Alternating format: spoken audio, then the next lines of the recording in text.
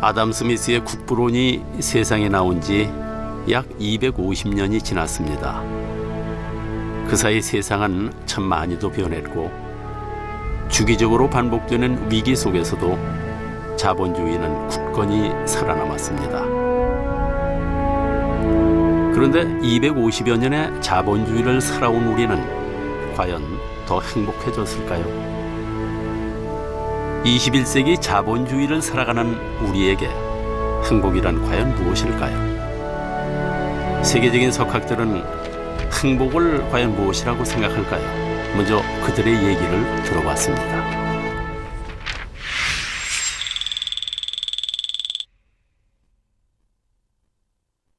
Happiness is the same in any society. It's the opportunity to make your own decisions.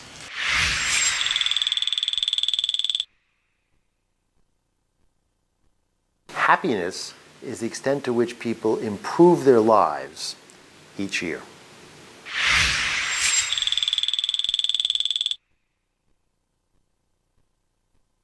In a capitalist society, happiness is being lucky enough to earn enough money to do what you enjoy.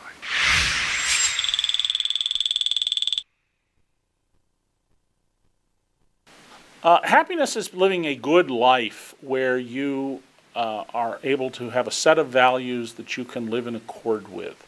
It's not about money.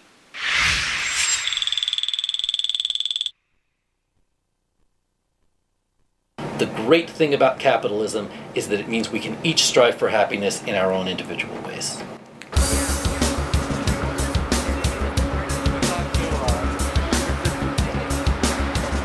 세계 자본주의의 심장인 뉴욕의 월가 한복판에 천여 명의 시위대가 모여들었습니다. 월가를 점령하라 하는 구호 아래 그들은 금융자본의 탐욕을 지탄하고 양극화와 빈부격차의 해소를 촉구하는 점거 시위를 벌였습니다.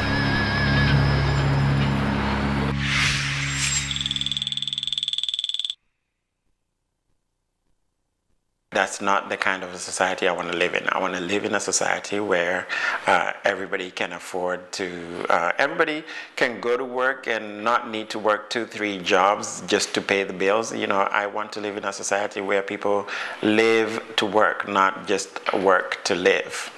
Take back Chicago! Take back Chicago! 1%를 향한 99%의 분노는 삽시간에 미국 천여 개의 도시로 한 달 만에 세계 80여 나라 1,500개 도시로 퍼져나갔습니다. 반월가 국제연대 시위를 열었습니다. 우리나라에서도 시민단체들이 탐욕스런 금융자본을 공격하라는 주제로 집회를 열었습니다.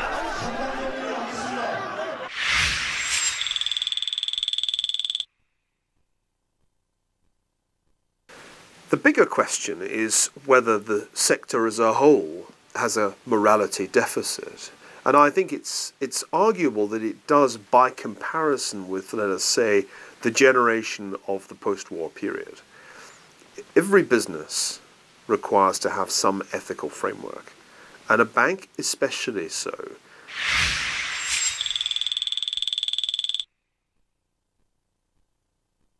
Well, I mean, this is the natural reaction to a deep crisis. And I think this reflects to some extent the divides in the US, but also the sense that you went into this crisis, you still have 9% unemployment, but nobody's really paid the price. We haven't hung anybody. We haven't shot anybody. We haven't even put anybody into prison for a long time. And in America, we need to recognize very clearly that we have created a system that basically produces poor people instead of a system that produces workers. 탐욕, 실업, 빈부격차, 불평등으로 가득한 세상.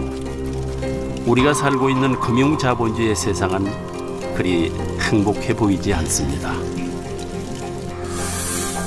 2008년 미국의 금융위기 이후 2010년 그리스에서 시작된 유로존 재정위기를 거치면서 신문에서는 연일 신자유주의가 다시 위기를 맞았다는 기사를 쏟아내고 있습니다. 그리고 1930년 미국 대공황 때와 같이 케인즈와 하이에크가 다시 맞붙게 됐다고 했죠. 정부냐 시장이냐 100년에 걸친 논쟁이 다시 시작됐다는 것입니다.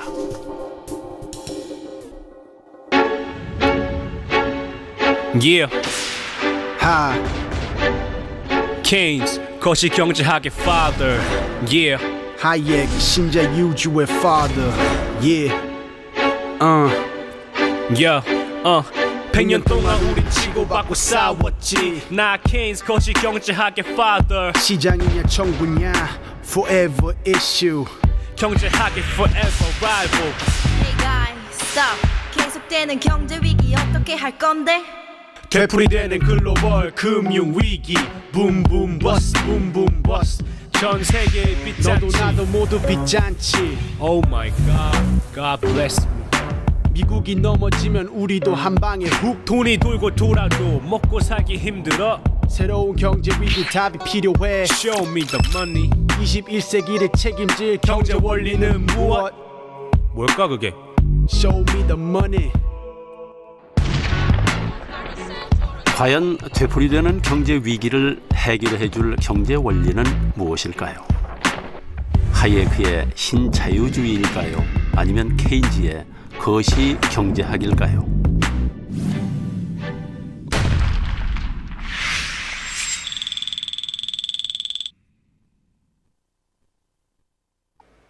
I think he was right in many ways.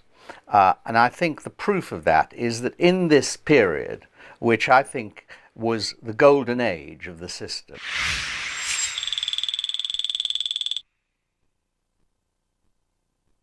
I'm very sympathetic to Hayek's idea is that the crisis was caused by an over-centralization of regulation, that actually there was too much regulation, and that actually led to the crisis.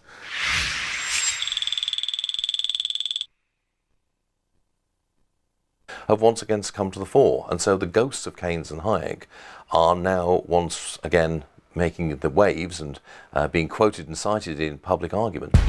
세계적인 석학들도 의견이 분분합니다.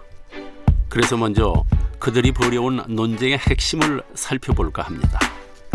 잘 보시고 여러분들도 지금 우리에게 무엇이 필요한지, 위기를 이겨낼 새로운 자본주의의 이론은 무엇이 돼야 할지 생각해 보시면 합니다. 자, 그럼 100년 전으로 돌아가서 케인즈부터 만나볼까요? 1914년 7월 오스트리아가 세르비아에 대한 선전포고를 하면서 1차 세계대전이 시작되었습니다. 전쟁은 꼬박 4년을 넘게 계속됐죠. 그리고 드디어 1918년 11월 11일 독일의 항복으로 전쟁은 끝이 났습니다. 전쟁에서 승리한 31개 연합국은 파리에서 평화회담을 열고 베르사유 조약을 맺게 됩니다. 전쟁을 일으킨 독일에게 무려 240억 파운드에 달하는 전쟁 배상금을 물라는 것이었죠. 바로 그 자리, 곧이어 불어닥칠 위기를 가장 먼저 예감한 한 경제학자가 앉아 있었습니다. 그는 자리를 박차고 나가 곧바로 그가 속했던 영국 재무성에 사표를 던졌습니다. 그로부터 2달 뒤 그는 작은 책자 한 권으로 일약 스타가 됩니다. 바로 존 메이너드 케인즈입니다.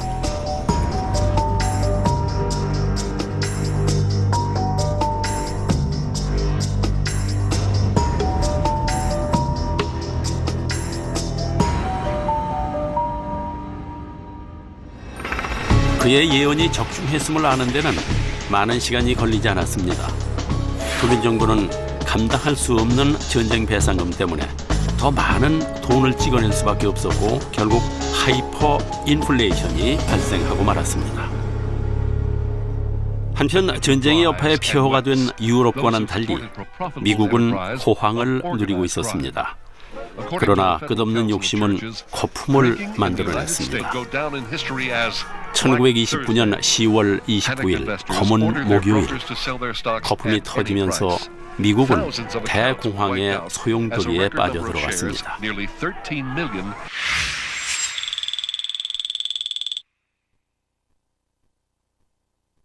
Then, in the early 1930s, there was a Great Depression, huge fall in national income, greater in America than in Britain. And so he began to think in terms of how can the state manage national income, and that is what led to the general theory. 그 시기 유럽의 이탈리아, 독일 등에서는 파시즘이 힘을 얻고 있었습니다. 독일 국민들은 빈곤과 실업과 혼란에 지쳐 히틀러에게 정권을 맡겨버리고 말았죠. 이렇게 대공황과 전쟁의 위기가 몰아칠 때 케인즈는 보이지 않는 손에 대해서 의심을 갖고 있었습니다. 그리고 위기에 처한 자본주의를 구하기 위해 위기의 원인에 대한 명쾌한 분석과 해결 방법을 다룬 책을 내놓았죠. 바로 고용, 이자 및 화폐에 관한 일반 이론입니다. 케인즈는 공황의 원인을 수요 부족이라고 주장했습니다. 소득이 늘어난다고 수요가 똑같이 늘어나지 않으며 현실적인 수요량을 유효 수요라고 정의했습니다. 경제가 잘 돌아가려면 소득과 수요가 거의 같아야 하는데 덜 쓰다 보니 경기가 침체되는 것이라고 분석했습니다.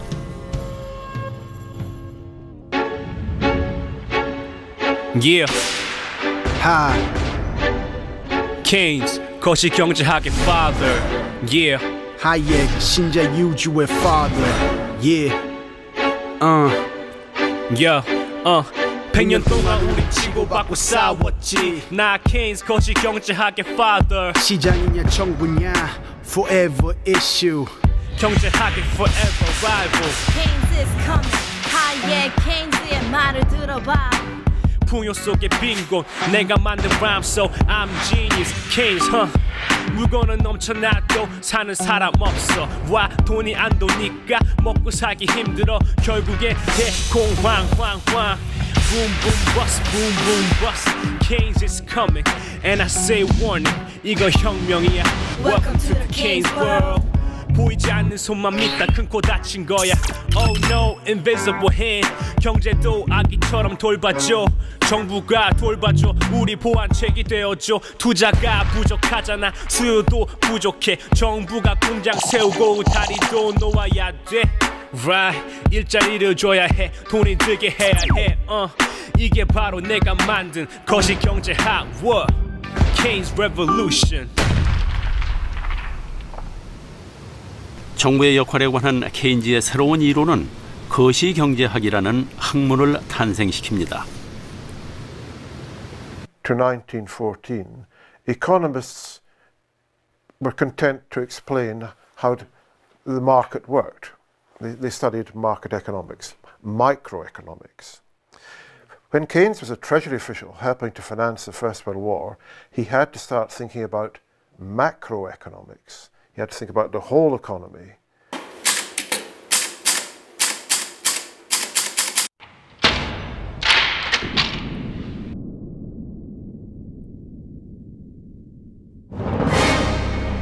자본주의 경제 체제에서는 그 주체를 셋으로 나눌 수 있습니다. 바로 가계, 기업, 그리고 정부. 미시경제학이란 가계와 기업이 어떻게 의사결정을 내리며 이들이 시장에서 어떻게 상호작용을 하는지를 연구하는 학문입니다. 아담 스미스의 자유시장경제체제 이후 세계를 지배한 경제학입니다. 여기서 국가는 그저 전쟁에서 국민을 보호하는 야경국가 정도의 역할만 담당해야 한다고 생각했습니다. 반면에 거시경제학은 국민소득, 이자율, 환율 등 국가 전체와 세계에 관한 경제 현상을 연구하는 학문입니다. 정부의 계획적인 정책으로 가계와 기업을 움직여야 한다는 주장이죠. Keynes is coming. 하이의 케인즈의 말을 들어봐. Listen, 실질적인 구매력을 지닌 수요 내가 말하는 유효 수요 아세 정부가 자금을 지원해 유효 수요를 늘리자는 심플한 논리 구매력 없는 수요자가 일자리를 통해 구매자로 발전하는 길 흥미했던 구매력이 정상적인 유효 수요로 발전하는 길 일자리가 있고 돈이 있는데 왜 돈이 안 돌아 This is Keynes 유효 수요 이론 1936 발표한 내 책을 읽어 New Deal 정책으로 성공했던 내 이론 Prove it 바로 고용 이자 및 화폐의 일반 이론 The general theory of employment interest and money 공황에서 벗어나는 길은 정부가 재정 지출을 확대해 일자리를 만드는 것 완전 고용이 이루어지면 유효 수요가 늘어나서 경제가 되살아날 것이라고 주장한 것입니다. 그러나 그가 내린 정부의 계획적인 개입이라는 처방은 이제까지 세상을 지배해온 보이지 않는 손에 대한 중대한 반역으로 받아들여졌습니다. 케인즈는 기자들로부터 공산주의자가 아니냐 하는 질문까지 받아야 했습니다. 하지만 그는 보이지 않는 손이 스스로 시장을 조종할 때까지 기다리라는 주장과 단기적인 관점에서만 경제를 바라보는 시각에 대해 이렇게 비판했습니다.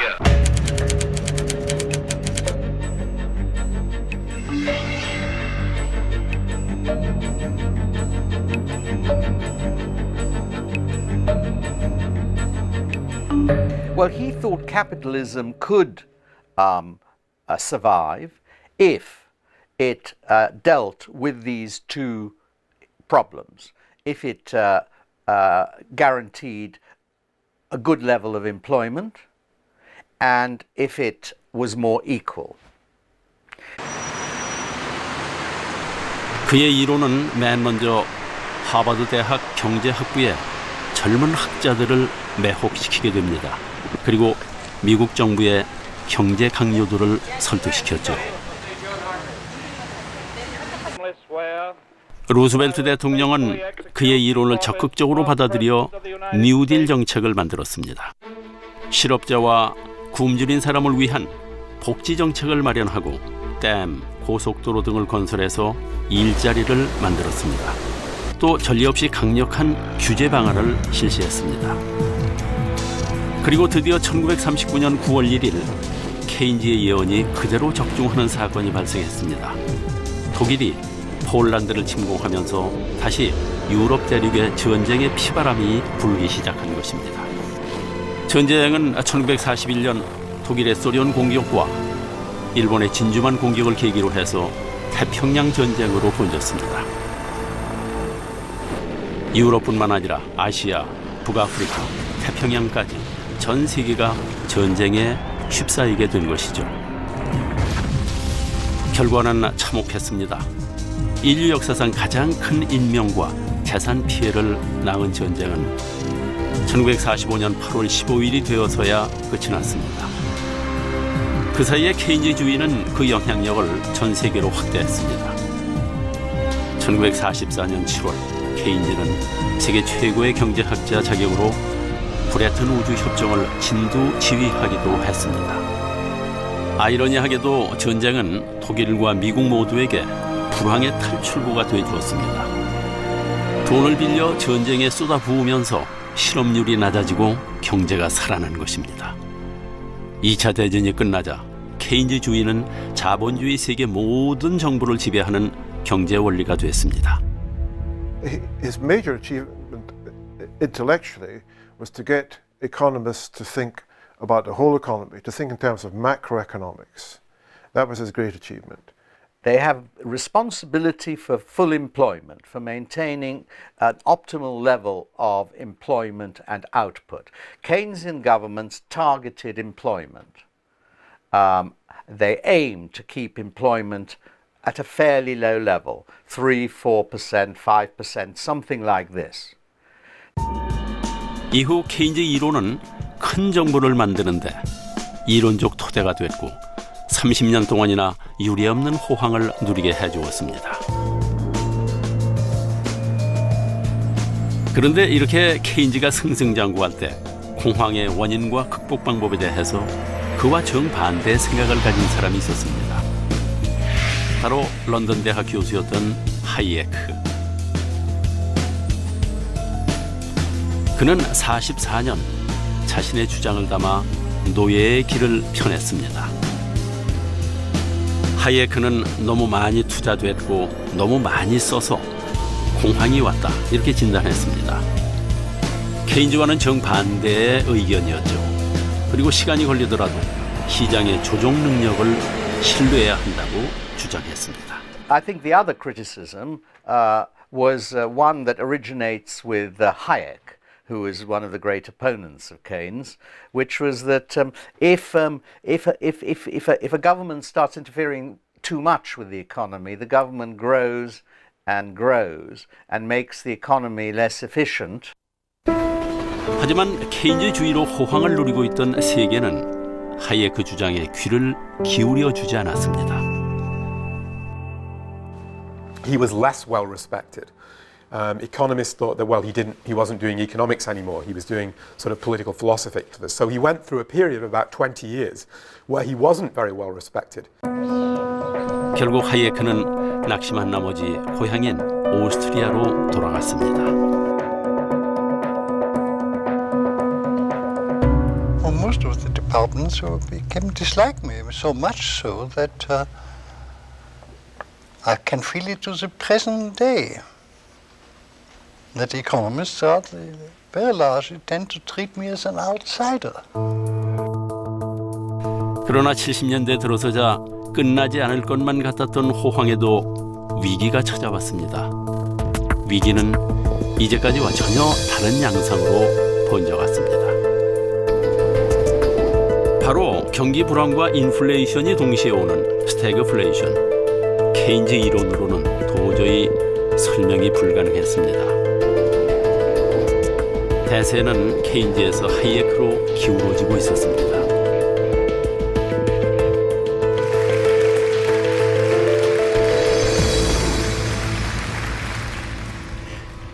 Towards the end of his life, he got the Nobel Prize in the early 1970s, and his ideas were taken increasingly seriously by people in areas such as political theory or political philosophy. 마거릿 대처가 보수당 당수가 되었을 때 그녀는 하이에크 책으로 테이블을 내리치며 말했죠. 우리가 믿어야 할 것은 바로 이겁니다. 선거가 있던 79년 영국은 불만족스러운 겨울을 보내고 있었습니다. 경제가 치명적인 침체에 빠졌죠. 영국 국민들은 대처의 보수당 정부를 선택합니다. 영국 최초의 여성 총리가 된 대처는 하이에크의 흰 자유주의에 기반을 둔 대처리즘을 표방했습니다.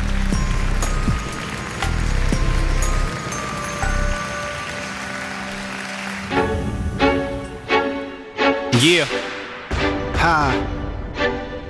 Keynes, 거시경제학의 father. Yeah. Hayek, 신자유주의 father. Yeah. Hi, my name is Friedrich August von Hayek. I'm a Nobel Prize winner, so I'm a genius too, you know? Hayek's coming, Keynes 잘 들어봐. Stagflation 들어봤니? State가 아니다, listen up. Inflation에다 불안까지 온 거야. Money, money, money is all you need. 낯선 괴물처럼 세상을 괴롭혔지. Boom, boom, bust, boom, boom, bust. Hayek is coming, and I say burning. 세상을 구하자, Hayek, Mr. Miracle. 정부 믿다 큰 코 다쳐. 무능 정부, 부패 정부. 투자 너무 많아, 소비 너무 많아, N to the B도 너무 많아. 고통스러워도 그냥 놔둬야 돼. 보이지 않는 손이 조종해야 돼. 이게 바로 내가 말하는 신투더 자유주의. 세상을 구할 자 하이에크. 하이에크는 큰 정부의 문제점을 비판하며 아담 스미스의 자유시장 경제 체제를 다시 부활시켰습니다. 흰 자유주의 시대가 시작된 것입니다. In the 70s, Keynesianism was rejected, and the neoliberal ideas came in with Margaret Thatcher. 미국도 상황은 마찬가지였습니다. 79년 2차 오일 쇼크가 발생하자 규제 철폐가 시작됐지만 침체는 계속됐습니다. 케인즈가 가르쳐준 대로 했지만 별 효과가 없었습니다. 미국은 대처와 같은 노선을 가진 레이건을 대통령으로 선출했습니다. 그는 하이에크와 같은 시장주의자인 시카고 학파 밀턴 프리드만의 이론을 기반으로 해서 레이거노믹스를 시행했습니다. 건실한 금융, 규제 철폐, 적정한 세율, 제한적인 정부 지출이 주요 내용입니다. 하지만 체제를 바꾸는 건 쉽지 않았고 금방 좋은 결과가 나오지도 않았습니다. 3년이나 고통이 계속됐고 분노는 커져만 갔죠. 수백만 명의 미국인들이 매우 큰 어려움을 겪어야 했습니다. 그러던 중에 영국은 포클랜드 전쟁을 일으켰고 승리했습니다. 다행히 살아남은 대처 정부는 그때까지의 성과를 내지 못한 정책을 계속할 수 있었습니다. 그리고 드디어 경제가 다시 성장하기 시작했습니다.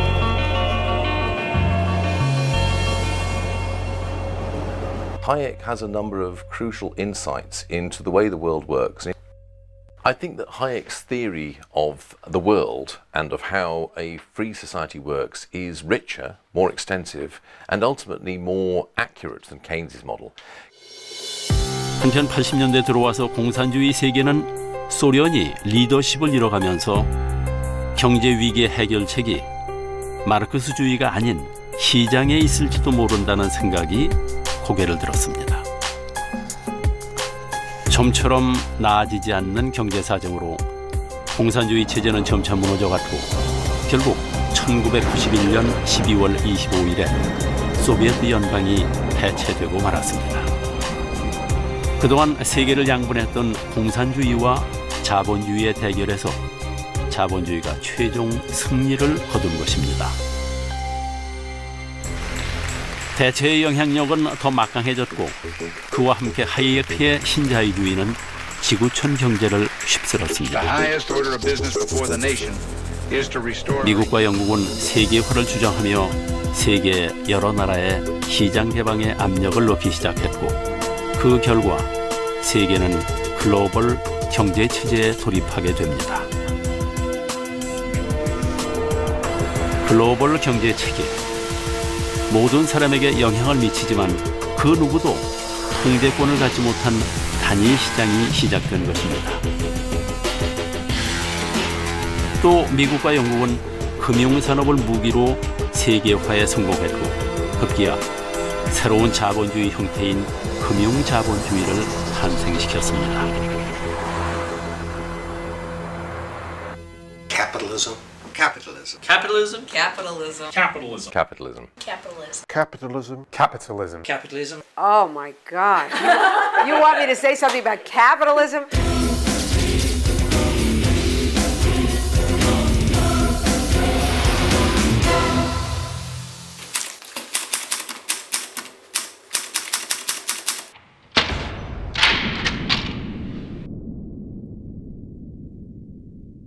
하지만 이러한 금융자본주의가 전 세계적인 금융위기를 초래할 수 있다는 것을 예측한 사람은 별로 없었습니다. 멕시코 금융위기는 미국의 지원으로 해결됐지만 태국에서 발발한 금융위기는 말레이시아, 인도네시아로 전염병이 돼 번져나갔습니다. 우리나라도 IMF 체제에 들어가는 굴욕을 당했지만 금융위기는 멈추지 않고 계속됐죠. 결국 2008년 철옹성이라 생각했던 미국까지 금융위기에 휩싸이게 되고 연이은 유럽발 금융위기로 전 세계가 휘청거리고 있습니다. 이제 세계는 어느 누구도 통제할 수 없는 세계가 되어버린 것입니다. 물론 세계화가 전례 없는 풍요를 가져다 준 것도 사실입니다. 하지만 세계화가 시작되면서 부와 빈곤의 양극화가 가속되고 불평등이 더 커졌다는 것 또한 사실입니다. 그러자 케인즈주의자들은 이번 위기의 원인을 신자유주의가 괴물 금융을 키웠기 때문이라고 비판하기 시작했습니다.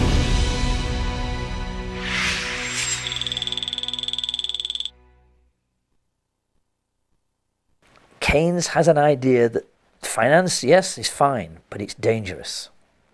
And Keynes had a constant suspicion of the destructive power of finance and of the stock market, of the violent fluctuations and the speculation.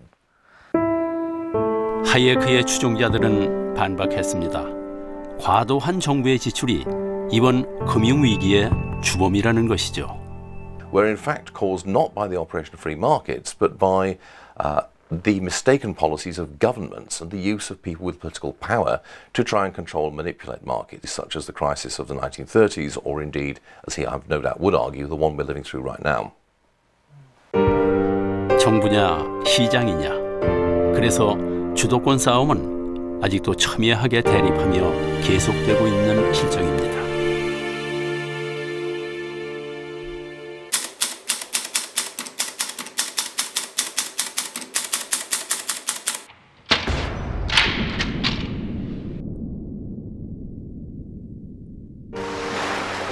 여러분들은 어떻게 생각하십니까?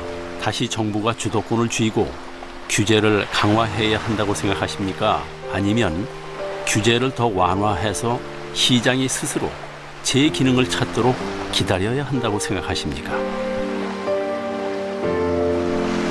아무리 생각해도 참 답이 없습니다. 둘 다 이미 그 한계를 여실히 증명한 이론이기 때문입니다. 그래서 어떤 사람들은 자본주의는 고장났다 이렇게 진단합니다. 자, 그렇다면 우리는 자본주의를 버려야만 할까요? Only in the last 200 years since the Industrial Revolution has there been this phenomenon of substantial numbers of people living comfortably. Capitalism is the only force that has ever lifted substantial numbers of people out of poverty. Maybe it needs to be modified in some ways, maybe it will be modified in some ways, but for goodness sake, let's be very careful. 우리가 만나본 전문가들 중 자본주의를 폐기해야 한다고 주장하는 사람은 한 명도 없었습니다. 하기야 그렇다고 실패한 공산주의를 다시 불러올 수도 없는 일입니다. 결국 방법은 하나, 고장난 자본주의를 고쳐 쓸 수밖에 없는 것입니다. The question is, what do you think is causing the observable problems that we can see? Misallocation of resources, unnecessary poverty, extreme income inequality in some cases, and failure to develop in some parts of the world as compared to other parts of the world. 맞습니다. 이제 우리가 해야 할 일은 문제의 원인을 분명하게 분석하고 보다 근본적인 해결책을 찾는 것입니다. 정부도 시장도 아닌 자본주의를 이끌 새로운 주인을 찾는 것입니다.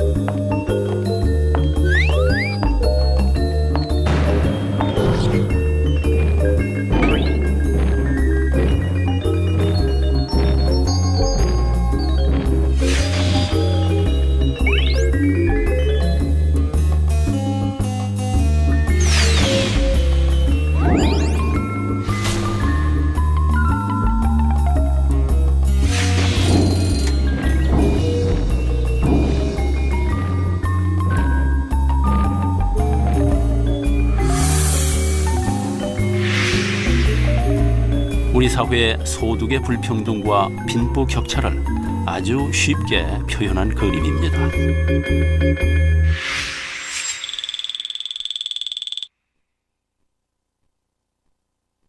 Well, it's a big issue in the United States as well because some of the data suggest that the rich are getting much richer than the rest of the country. There's a bigger gap between what the rich have and what the rest of the country has. And it says, here's the increase in income of the bottom 90% of Americans after 30 years, and it's 1 inch high.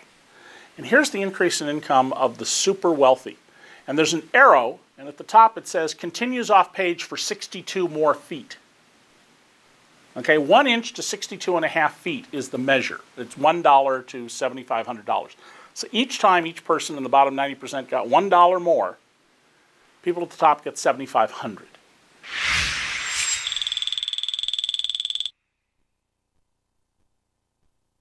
In the United States, we talk about the 1% and the 99%. It turns out when you examine the income distribution data that most of the gains in the last 20 years or so seem to have gone to the very top. You know, the people who are the richest already have gotten most of the gains in the last 20 years, and the bottom 99% have, you know, just sort of marked time. And this is a bit of a disturbing trend. 자, 우리나라의 경우는 어떨까요? 조세연구원이 발표한 자료에 따르면 우리나라 소득 상위 1%가 한 해 버는 돈이 38조 4,790억 원, 상위 1%가 국민소득 16.6%를 가져간다는 계산입니다. 더 놀라운 것은 OECD 중 미국의 17.7%에 이어서 2위라는 것. 우리나라가 얼마나 심각한 소득 불균형 상태에 있는지 잘 알 수 있습니다.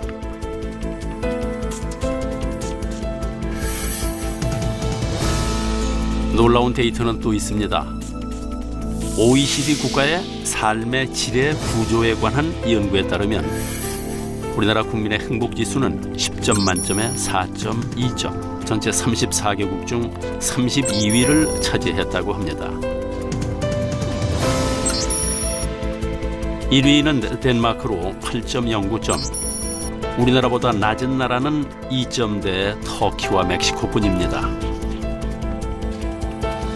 지난 50년 동안 우리나라 1인당 국민소득 그래프입니다.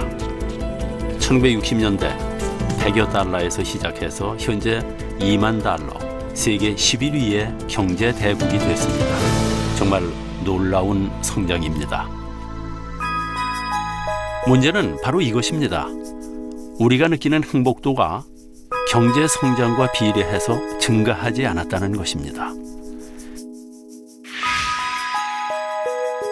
이는 미국의 경제학자인 리처드 이스털린이 주장한 소득이 증가해도 행복은 정체된다는 이스털린의 역설을 고스란히 적용하고 있습니다.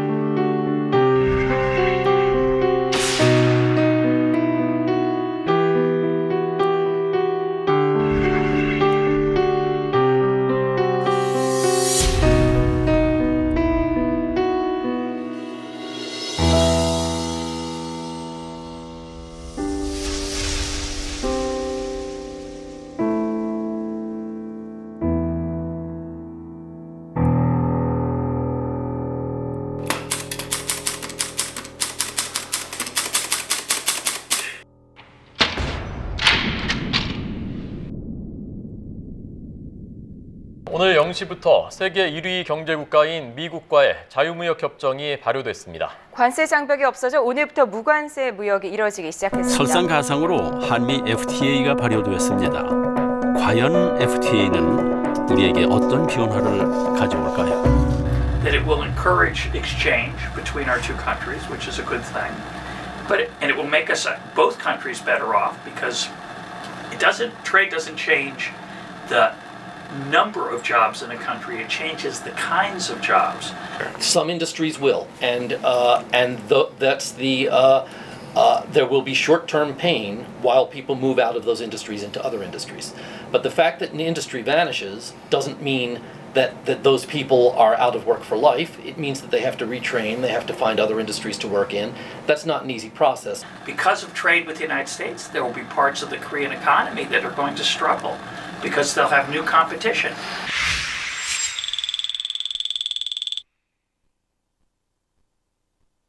약자들이 당하는 그 피해에 대해서 상당히 민감하게 좀 대처를 해야 된다고 생각합니다. 그대로 그저 방치해 놓으면은 적어도 미국과의 그 FTA는 빈익빈 부익부 현상을 더 심화시킬 그 위험이 있으니까. 이미 경쟁력을 갖춘 기업에겐 분명 좋은 기회지만 나머지 산업은 아니라는 건 상당히 다른 평가입니다. 하지만 공통적인 의견은 바로 분명히 많은 낙오자가 생긴다는 것. 그럼 그들은 어떻게 해야 할까요? 어차피 약육강식의 자본주의 세상. 너 알아서 살아라. 난 모른다. 하면 될까요?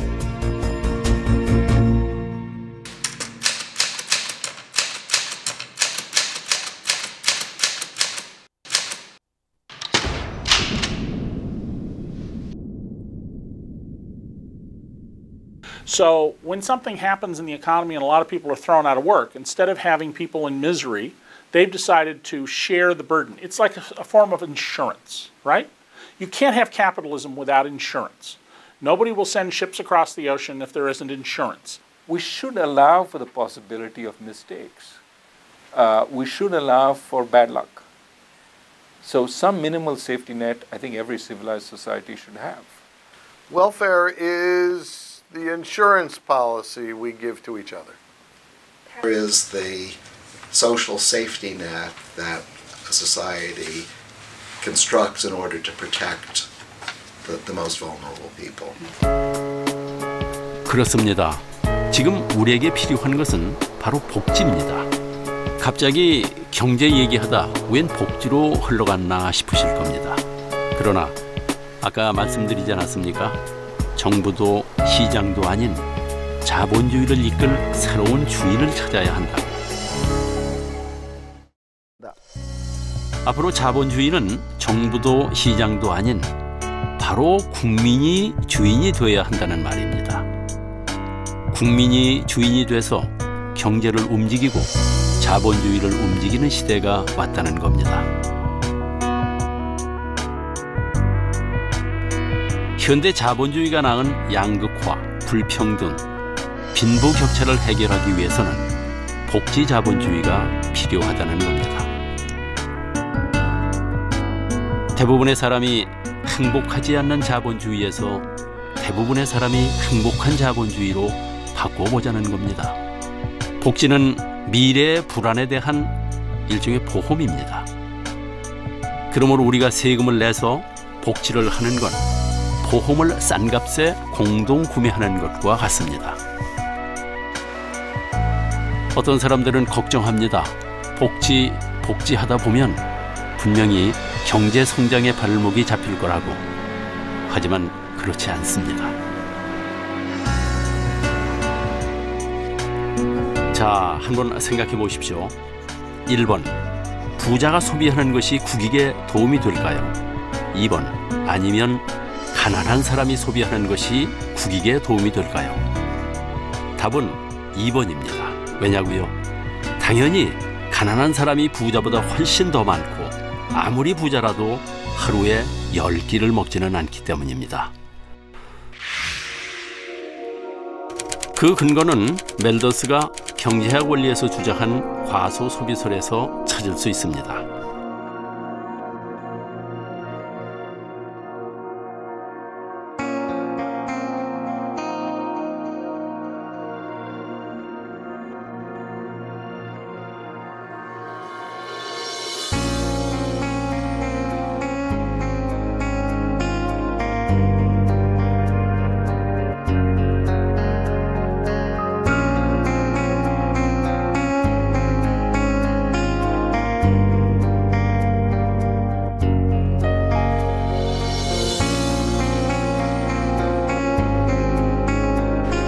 멜더스는 이렇게 말했습니다.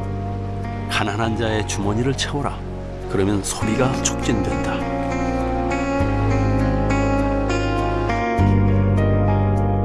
결국 가난한 사람이 많다는 것은 그만큼 사회적인 비용이 많이 들게 되기 때문에 방치하는 만큼 더 큰 부메랑이 돼서 모두를 힘들게 할 것이라는 뜻입니다.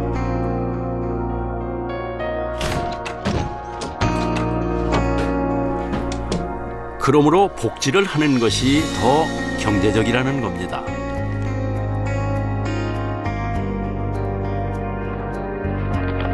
복지 얘기가 나오면 우리는 의례 도덕성부터 부추기고 동정심을 가지라 하는 결론으로 끝을 맺곤 합니다. 가난한 사람들을 어떻게 그냥 두냐고, 같이 살아야 하지 않겠느냐고, 그것이 바로 정의로운 사회가 아니냐고. 하지만 사실상 복지 문제는 그저 동정심에 기대서 해결할 문제가 아닙니다. 물론 복지는 어려운 문제입니다. 복지를 하려면 세금, 즉 돈을 걷어야 하기 때문이죠. Poverty is a free good, but it is a very expensive. You know, it costs a lot of money when you have poor people. They tend not to be taxpayers, but tax eaters. 물론 단순한 퍼주기식 복지를 하자는 게 아닙니다. 복지와 성장은 서로 상충되는 개념이 아니라는 말입니다. The purpose of welfare should be to get people through a period so that they can be productive, but there have to be jobs to do that. Yes, well, of course you've got to have a welfare system. Everyone says that the reason the Chinese save so much is because they haven't got a welfare system. They don't, and a welfare system and a social insurance system is just more efficient. 생산적인 복지, 즉 복지를 통해서 새로운 일자리를 창출하자 하는 것입니다.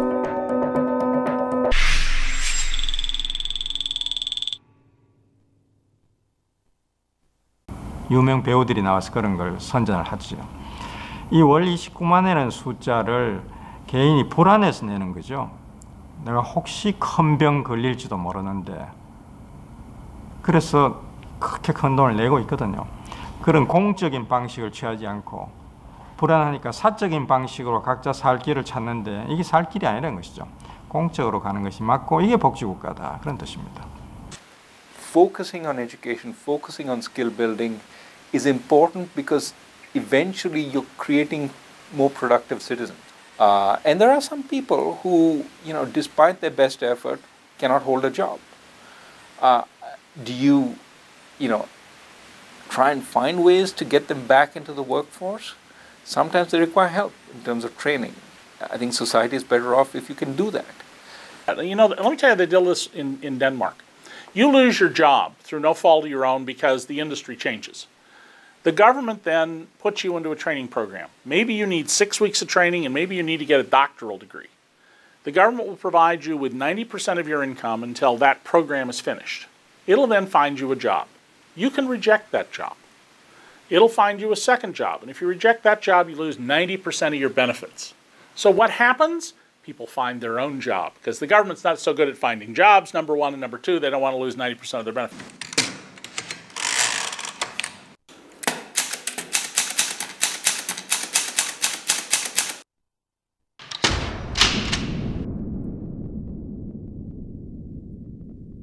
우리가 복지 자본주의로 가야 하는 이유는 또 있습니다.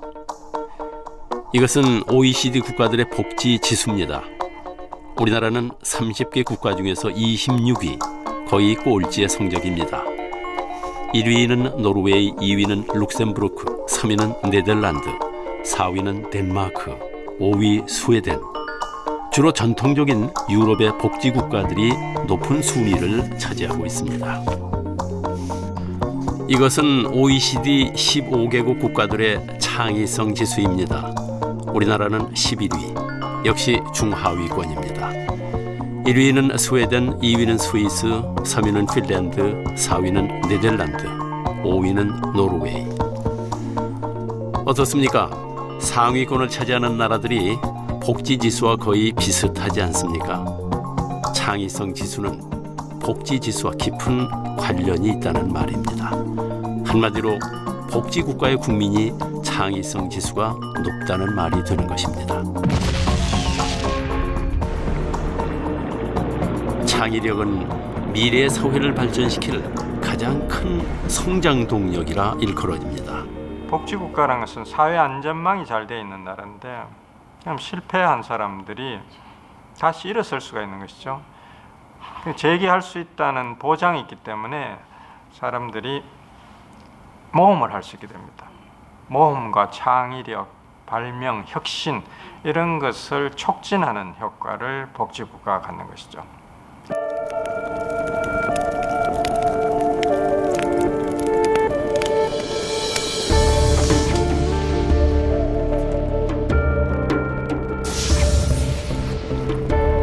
그런데 배고픈데 창의가 과연 나올 수 있을까? 실패하면 끝인 사회에서 창의가 나올 수 있을까요?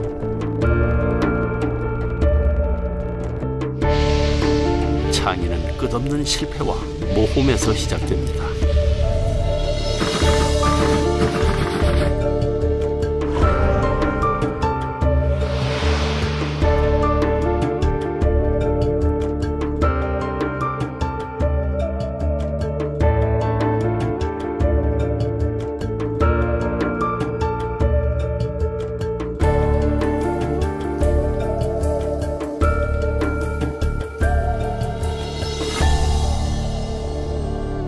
그렇다면 복지자본주의 세상에서 우리는 행복할 수 있을까요? 가장 발달한 복지국가가 북유럽이죠. 북유럽 국가들의 별명이 탈상품 사회입니다. 탈상품 사회가 무슨 말이냐 하면은 우리가 알고 있는 상품으로 되어 있는 많은 그런 재화 서비스들이 북유럽에 가면은 상품이 사고 파는 게 아니라는 뜻입니다. 예를 들면 교육, 대학까지 무료죠. 예. 의료, 보육 이런 것이 공짜입니다. 공짜니까 탈상품이죠. 상품에서 벗어난 그런 사회죠. 탈상품 사회니까 목돈이 별로 필요가 없고 그래서 뭐 재테크 할 필요도 별로 느끼지 않을 겁니다. 예. 한국은 불안한 사회니까 목돈이 언제 어디서 필요할지 모르거든요. 우리는 그동안 자본주의의 여러 모습들을 봤습니다. 아담 스미스로 시작된 자본주의가 마르크스의 정면 도전에 맞서 어떻게 발전돼 왔고 어떻게 살아남았는지, 그리고 그 안에서 살아온 우리들이 어떻게 변해 왔는지, 돈이 돌아가는 원리와 은행권의 탐욕을 보고 오히려 무기력함을 느끼신 분들도 아마 계실 겁니다. 끊임없이 쏟아져 나오는 생산품, 어서 사라고, 많이 사라고 부추기는 마케터의 유혹에 너무 자주 흔들린 나를 발견하며 기분이 나빴을 수도 있습니다. 금융상품에 대해 아무것도 모르면서 돈 벌겠다고 이리 뛰고 저리 뛴 내가 한심했을 수도 있습니다. 여하튼 좋습니다. 이제껏 어떻게 살아왔든 이제부터가 문제입니다. 생각해 보십시오. 우리의 아이들에게 헐떡이며 죽음을 기다리는 물고기 같은 삶을 그대로 물려주시겠습니까? 아니면 내가 살려면 남의 의자를 뺏어야 한다고 가르치시겠습니까? 사회가 얼마나 문명화됐는가를 측정하는 척도 중 하나는 바로 약자가 어떻게 배려받는가 하는 것입니다. 함께 사는 세상, 그것이 바로 우리가 꿈꾸는 행복한 자본주의 세상입니다. 이제 가장 선진화된 자본주의, 복지 자본주의를 향해 나아가야 할 때입니다.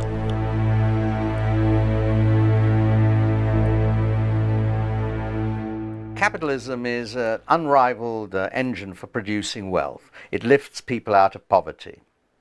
But what is wealth for? What's it for? You have to have other ethics than simply the ethic of wealth accumulation. But that's for the future. But it's something that we need to start thinking about now.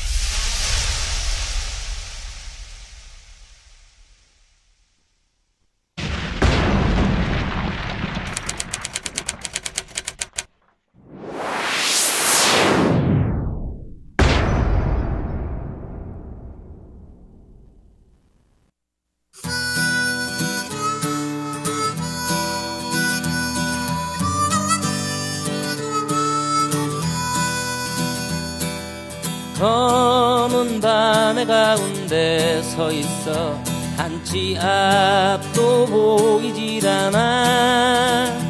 어디로 가야 하나 어디에 있을까 둘러봐도 소용없었지.